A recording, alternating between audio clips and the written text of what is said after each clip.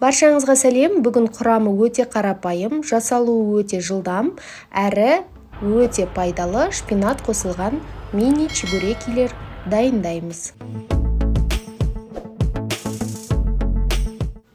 Айтқанымдай, құрамы өте қарапайым.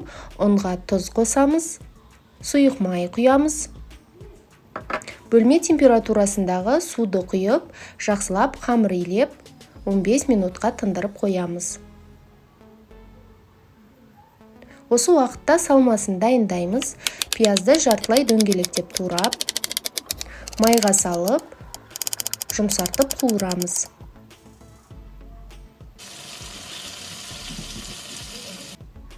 Шпинатты жақсылап тазалап жуып, майдалап тураймыз. Шпинатты қуырудың қажеті жоқ, тек қана тураймыз.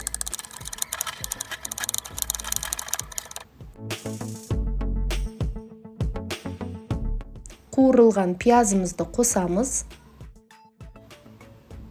Мінекей, шпинат пен пиязды қосып араластырамыз. Татымына қарай тұз саламыз. Қаласаңыздар қара бұрыш қосуға болады.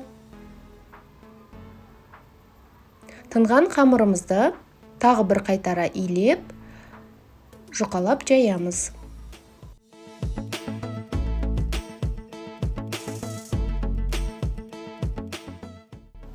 Дөңгелектеп кесеміз. Менде форма диаметрі 20 сантиметр.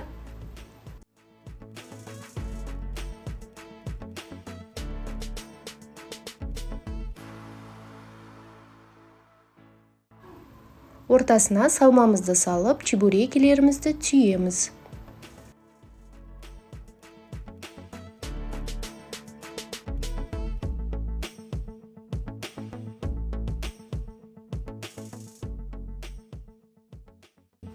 Қызып тұрған майға салып, орташа отта екі жақ бетін аудара отырып, қызартып, чебурекилерімізді қуырып аламыз.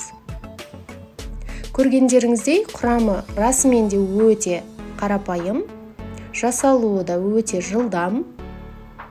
Қаласаңыздар, етті салма қоссаңыздар болады, яғни ет пен пиязды жақсылап қуырып алып, ортасына салып, классикалық чебурекиді де осы қамырмен жасасаңыздар болады. Мінекей дайын болды.